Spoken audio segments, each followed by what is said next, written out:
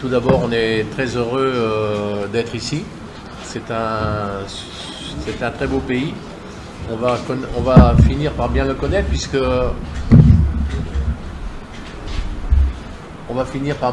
parce que on était pas loin il y a un mois à peine. Donc c'est un grand plaisir pour nous de venir ici, de venir faire ce match. Il y aura le match aller, il y aura le match retour. Donc bonne chance. Kwanza ni furaha kwetu kuja kucheza hapa Tanzania. Tanzania ni nchi nzuri. Pia tulikuwepo mwezi mmoja kama mwezi uliopita. Nawaza niyo mechi ya Zanzibar. So itakuwa mechi nzuri sababu ni mechi ambayo ina nje na ndani. Unajua kama itakuwa ni mechi nzuri, Mungu akisaidia. Questions? Maswali? Coach, mara mwisho kuchukua ubingwa wa ligi kwenu Tunisia ilikuwa ni mwaka 2015. Mlipotea kwa muda mrefu sana kwenye michuano ya kimataifa, sasa mmerejea. Kesho mnakwenda kucheza dhidi ya Dar es Salaam ya Afrika. Ni namna gani ambavyo mkiandaa kikosi chako kwenda kushindana na Dar es Salaam ya Afrika mkiwa ugenini? Ça fait c'est depuis la dernière fois que vous avez remporté le titre dans votre championnat, c'était en 2015 et vous étiez perdu dans les compétitions internationales et puis vous revenez encore de nouveau. Alors demain vous allez jouer avec Young Africans. Comment vous vous préparez pour le match de demain, pour la suite qui vient?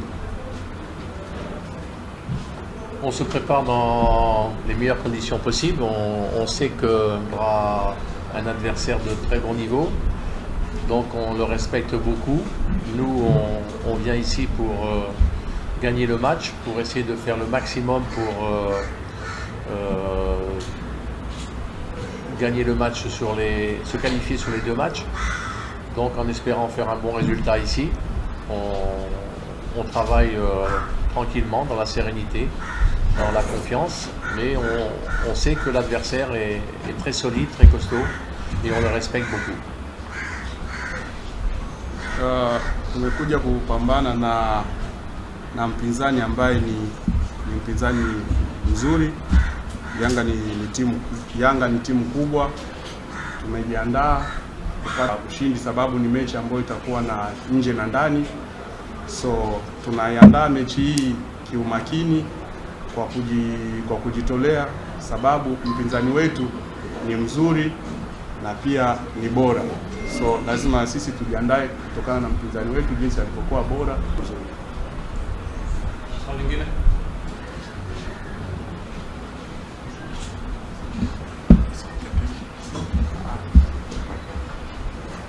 Okay. Karibu kuelekea kwenye mchezo kesho kwa niaba ya wachezaji. Ok, bienvenue pour le match de demain. Tu peux parler quelque chose au compte des joueurs. Contre les joueurs? Non, au compte des joueurs. Comme vous représentez les joueurs ici, comme le coach a déjà parlé. Maintenant, vous parlez à propos. Salam alaikum tout le monde. Merci pour l'accueil de tous les Tanzaniens. On est bien arrivés, vous nous avez bien accueillis. Aujourd'hui, ça fait plus de 2 semaines qu'on prépare bien ce match contre les Young Africans. On est sûr de nos capacités en tant que joueurs. On sait que ce sera un match très important pour nous, surtout pour notre club, parce qu'on est un grand club. On a beaucoup de supporters comme les Young Africans qu'on doit représenter. Et maintenant, tout se passera demain. Donc nous, en tant que joueurs, on est très conscients que demain, ce sera un match très important. Kwanza tunashukuru kwa mapokezi mazuri ambayo tumepewa. Mechi ya kesho ni mechi muhimu sana kwetu sisi kama wachezaji. Tuna wiki mbili tukijiandaa kuhusu mechi hiyo ya kesho, na tunajua umuhimu ya mechi hii ya kesho kwa upande wetu sisi kama wachezaji na upande wa klabu nzima, sababu hata sisi tuna mashabiki wengi kama Yanga alivyokuwa na mashabiki wengi. So lazima tufanye vizuri ili kupendezesha mashabiki wetu na klabu yetu kwa ujumla. Maswali? Nilikuja kucheza na Kipanga kwenye mchezo wa kwanza pale Zanzibar, mkaenda sare ya 0-0, lakini nyumbani mkashinda magoli 7. Kochi ipi ambayo mnataka kuingia nao katika mchezo wa kesho dhidi ya Dar es Salaam? Je, ile ambao mlikuja dhidi ya Kipanga ama mmekuja na mpango tofauti? Vous êtes venu jouer contre l'équipe Kipanga de Zanzibar. Pour le match aller, vous avez fait 0-0. Les matchs retour, vous avez gagné 7-0.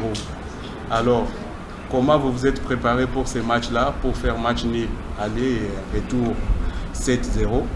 Et puis, pour les matchs de demain, vous allez utiliser les mêmes techniques de faire comme vous avez joué contre Kipanga, ou vous vous êtes préparé d'une autre manière comparativement de la manière dont vous vous étiez préparé contre Kipanga de Zanzibar?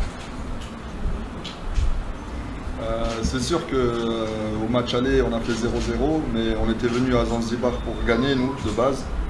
Après, la chose la plus importante, c'est de ne pas encaisser à l'extérieur. On n'a pas pris de but et on s'est concentré sur le match retour avec le coach. On a bien travaillé pour être offensivement très, très costaud. Maintenant, il ne faut pas oublier qu'à Zanzibar, le terrain, les circonstances, ils n'étaient pas faciles. Le terrain, c'est un terrain synthétique avec beaucoup de vent, donc on a fait avec, on n'a pas encaissé, c'était le plus important. Et on a fini le travail à domicile à Tunis. Nia yetu ilikuwa kushinda mechi ya Kipanga kwa Zanzibar, lakini haikutokea hivyo kama ilivyokuwa, ila uzuri sababu hatukufungwa goli. Ikabidi kocha arudi, tukarudi kujipanga tena upya na kujua makosa yalikuwa wapi, na baadaye tukaja tukapata matokeo mazuri kutokana na jinsi tulivyojiandaa. Ila pia uwanja haukuwa mzuri sababu ni nyasi bandia, ikasababisha tusipate matokeo kama tulivyotarajia, ila tuliporudi tukatengeneza nafasi, tukajipanga na tukaja tukapata matokeo.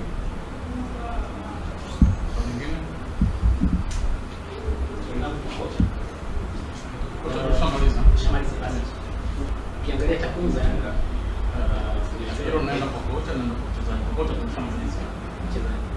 Sasa mchezaji wewe unaweza kuweza takwimu. Oui, au lieu de quand on l'avait dit de demander au coach, il n'a pas demandé, maintenant il veut te poser la question de coach.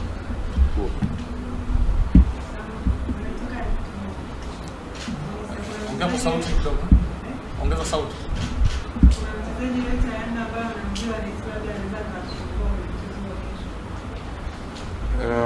Elle demande, comme vous venez de Tunisie, est-ce qu'il y a quelques joueurs de Yanga que vous connaissez qui peut être un peu dangereux pour les matchs de demain de votre côté, ou vous ne connaissez aucune personne? Je vais laisser la question au coach, c'est le seul à savoir ça. Oui, je connais quelques joueurs de l'équipe ici, comme Fiston Mayele, que je voulais recruter en Tunisie il y a 2 ans maintenant, parce qu'il joue au Vita Club. Je connais Kisinda, l'ailier gauche ou l'ailier droit, que je connais depuis longtemps parce qu'il était à Vita Club également. C'est un élément congolais intéressant. Et Mouloko, un autre Congolais qui joue côté droit. Mais c'est surtout Fiston Mayele que j'aurais bien aimé avoir avec moi dans mon équipe en Tunisie. C'était pas le club africain, c'était un autre club. Il était prêt à venir, mais bon, il avait une offre de Tanzanie qui l'avait fait changer d'avis. Mais l'équipe en général est composée de très bons joueurs. Beaucoup de joueurs internationaux du Ouganda, internationaux au Burkina Faso, internationaux Congo. Donc on est très attentifs, on connaît leurs qualités, on connaît leur potentiel et on est très attentifs pour ce match-là. Kuna baadhi ya wachezaji ambao nawajua kama Fiston Mayele ambaye nilitaka kumsajili miaka miwili iliyopita, kipindi kile yuko AS Vita, lakini akaja akapata ofa ya kuja Young Africans, basi akaja huko. Mimi kipindi kile sikuwa na klabu hii, nilikuwa na klabu nyingine. Namjua mchezaji mwingine ambaye ni mzuri, Jisila Kisinda, ambaye anacheza winga kushoto kulia, pia nilimjua akiwa AS Vita, ni mchezaji mzuri. Namjua Jesus Moloko, ni winga pia wa kulia ambaye alikuwa AS Vita, naye pia namjua. Yanga na wachezaji wazuri wa kimataifa kama hivyo, kuna Waganda, kuna Mganda, kuna Burkina Faso na wachezaji wengine wa kimataifa. So wana timu nzuri na lazima sisi tuwe makini, sababu tunaenda kucheza na timu ambayo ina wachezaji wazuri na ina wachezaji. Tumalizia na ule swali lako mmoja kwa kocha. Takwimu za Yanga kwa mchezo wa kimataifa karibuni wamekuwa kufunga goli sana kwa mechi hii. Kwa mechi ya Ngao sana second half kufunga sana. Timu yake ilianza vipi na kilika sana. Il dit sur les matchs de la compétition africaine que Yanga a joué dernièrement, il marque qu'au deuxième mi-temps, même si on regarde l'équipe soudanaise qu'ils ont joué avec, ils ont marqué au deuxième mi-temps. Alors, vous comme équipe, comment vous vous préparez à propos de ça? Vous savez, en football, on ne choisit pas toujours de marquer en première ou en seconde mi-temps. On dit souvent que les bonnes équipes marquent en seconde mi-temps parce qu'elles ont un potentiel physique et technique et voire tactique. Mais nous, par exemple, quand on est venu à Zanzibar, on n'a pas cherché à marquer des buts chez nous plutôt qu'à Zanzibar. On a eu un penalty qui a été raté au bout de 9 minutes, qui aurait pu changer la phase du match et donner plus d'ampleur peut-être au score, qui aurait peut-être pu faire changer le jeu de l'équipe de Zanzibar. Mais on ne choisit pas toujours le moment où on marque le but. Malheureusement, on voudrait bien savoir avant le match comment ça va se passer. Mais le football est un des sports où il y a le plus d'incertitudes, où il y a le moins de... on ne sait pas avant le match comment ça va se passer. Il y a des matchs par exemple en basket, en hand, en volley, si on est plus grand, si on est plus costaud, si on a les meilleurs joueurs, on a plus de chances de réussir. Mais en football, tout est possible et on ne choisit pas son heure. Katika mpira wa miguu huwezi ukachagua muda wa kufunga magoli, sababu muda wote magoli yanaweza kupatikana, isipokuwa pia timu bora na timu nzuri huwa wanaweza pia wakafunga kipindi cha pili, sababu wanakuwa bado wana nguvu.